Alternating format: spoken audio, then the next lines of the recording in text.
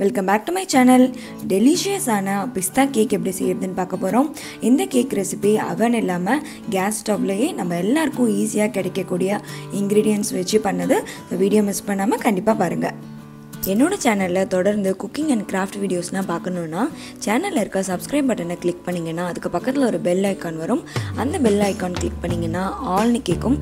அத கொடுத்தீங்கனா எல்லா வீடியோஸ்மே நீங்க உடனுக்குடனே பார்த்துக்கலாம். வீடியோவோட டைட்டிலுக்கு கீழே இந்த மாதிரி சின்ன ஏரோ பட்டன் இருக்கும்.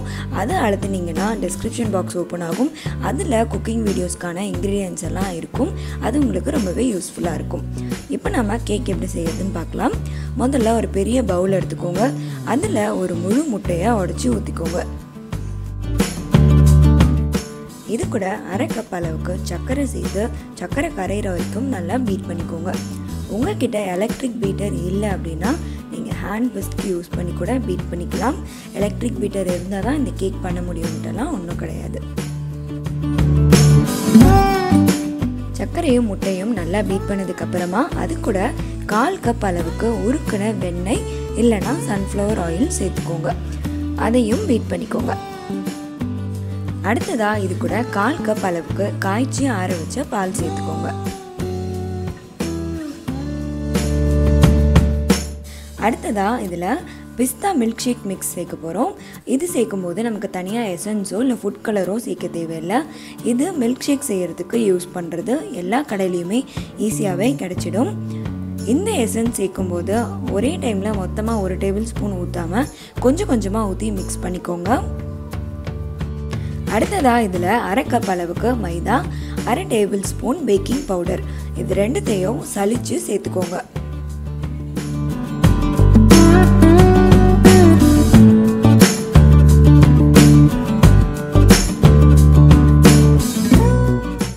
இது எல்லாத்தையும் நல்லா மிக்ஸ் பண்ணி விட்டுக்கோங்க.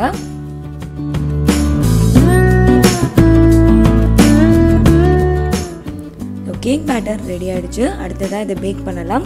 இதை நான் கேஸ் ஸ்டவ்வில் தான் பேக் பண்ண போகிறேன். நீங்கள் எந்த டின்னில் கேக்கை பேக் பண்ண போகிறீங்களோ அந்த டின்னில் உருக்கின வெண்ணெய் இல்லைனா எண்ணெயை வச்சு இந்த மாதிரி தடவிக்கோங்க. அப்போ தான் கேக் டின்னில் ஒட்டாமல் நல்லா வரும்.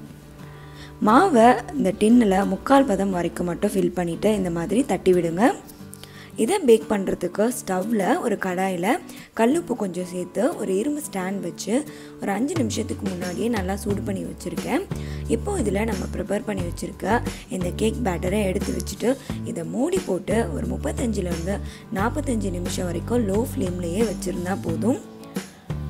கேக் ரெடி ஆகிடுச்சு. இதை செக் பண்ணிக்கிறதுக்கு ஒரு ஃபோர்க்கோ இல்லைனா டூத் பிக்கோ வச்சு இந்த மாதிரி குத்தி எடுத்து பாருங்கள். ஒட்டாமல் வந்துச்சுன்னா கேக் ரெடி ஆகிடுச்சு. இதை நல்லா ஆற வச்சு எடுத்து வச்சுக்கோங்க. கேக் சூடாக இருக்கும்போது அதை எடுக்காதீங்க, உடஞ்சி வரும். அதனால் நல்லா ஆறினதுக்கப்புறமா அதோட ஓரங்களை இந்த மாதிரி கட் பண்ணிவிட்டு அதை திருப்பி போட்டிங்கன்னா கேக் சூப்பராக வந்துடும். இந்த கேக்கை இப்படியே சாப்பிட்டாலே ரொம்ப சூப்பராக இருக்கும். ஆனால் இதை இன்னும் நல்லா டேஸ்ட் ஆக்க போகிறோம். இப்போ நம்ம பிஸ்தா மில்க் ரெடி பண்ண போகிறோம். அதுக்கு ஃப்ரெஷ் க்ரீம் எடுத்துக்கோங்க. ஃப்ரெஷ் க்ரீம் வாங்கிட்டு வந்துட்டு ஒரு நாள் முன்னாடியே ஃப்ரிட்ஜில் வச்சு எடுத்திங்கன்னா இந்த மாதிரி திக்காக வரும். அதாவது இந்த பாட்டிலோட மேலே மட்டும் இந்த மாதிரி நல்லா திக்காக இருக்கும். அதை மட்டும் தனியாக எடுத்துக்கோங்க.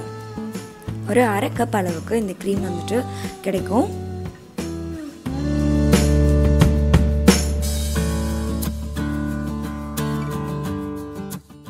இந்த க்ரீமோட 2 டேபிள் ஸ்பூன் தூள் பண்ண சர்க்கரையை சேர்த்து மிக்ஸ் பண்ணி விட்டுக்கோங்க. இந்த பிஸ்தா மில்கில் க்ரீம் சேர்க்கும் போது ரொம்பவே டேஸ்டாகவும் கொஞ்சம் க்ரீமியாக ரொம்ப சூப்பராக இருக்கும். அடுத்ததாக இது கூட 1 கப் அளவுக்கு காய்ச்சி ஆற வச்ச பால் சேர்த்துக்கோங்க. இது கூட தேவையான அளவுக்கு இந்த மில்க் ஷேக் எசன்ஸையும் சேர்த்துக்கோங்க. பிஸ்தா மில்க் ரெடி. இதை ரெடி பண்ண உடனே ஃப்ரிட்ஜில் எடுத்து வச்சுருங்க. அடுத்ததாக கொஞ்சம் க்ரீம் ரெடி பண்ண போகிறோம். அதுக்கு இந்த ஃப்ரெஷ் க்ரீம் பாக்ஸோட மேலே அந்த மாதிரி கட் பண்ணி எடுத்துக்கோங்க. உள்ளே பார்த்திங்கன்னா நான் சொன்ன மாதிரி நீங்கள் ரெஃப்ரிஜிரேட் பண்ணி வச்சுருந்தீங்கன்னா நல்ல ஒரு திக்கான க்ரீம் நமக்கு கிடைக்கும். அந்த க்ரீம் மட்டும் கொஞ்சமாக எடுத்துக்கோங்க.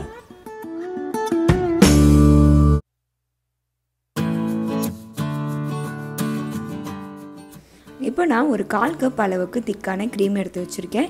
இதுக்கு 1 டேபிள் ஸ்பூன் அளவில் தூள் பண்ண சர்க்கரையை சேர்த்து இதை அதிகமாக மிக்ஸ் பண்ணாதீங்க. லேசாக இந்த மாதிரி கலந்து விட்டுக்கோங்க. க்ரீமும் ரெடி ஆகிடுச்சு. அடுத்ததாக இந்த சர்வ் பண்ணுறதுக்கு முன்னாடி நம்ம ப்ரிப்பேர் பண்ணியிருக்க க்ரீமை கேக் மேலே இந்த மாதிரி அப்ளை பண்ணிக்கோங்க. அதுக்கு மேலே சின்ன சின்னதாக கட் பண்ண பிஸ்தாவை தூவி விட்டுக்கோங்க.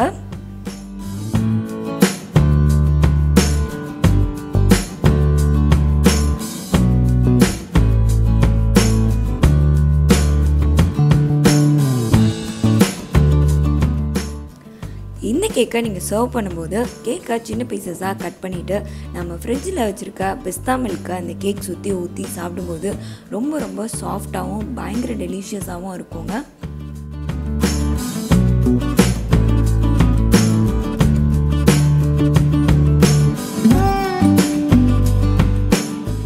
ரொம்பவே ஈஸியான அண்ட் எல்லாருக்கும் கிடைக்கக்கூடிய இன்க்ரீடியன்ட்ஸ் யூஸ் பண்ணி செஞ்ச இந்த கேக் ரெசிபி உங்களுக்கு பிடிச்சிருந்துச்சுன்னா வீடியோவை லைக், ஷேர், கமெண்ட் பண்ணுங்கள். அண்ட் இந்த கேக் நீங்களும் ட்ரை பண்ணி பாருங்கள்.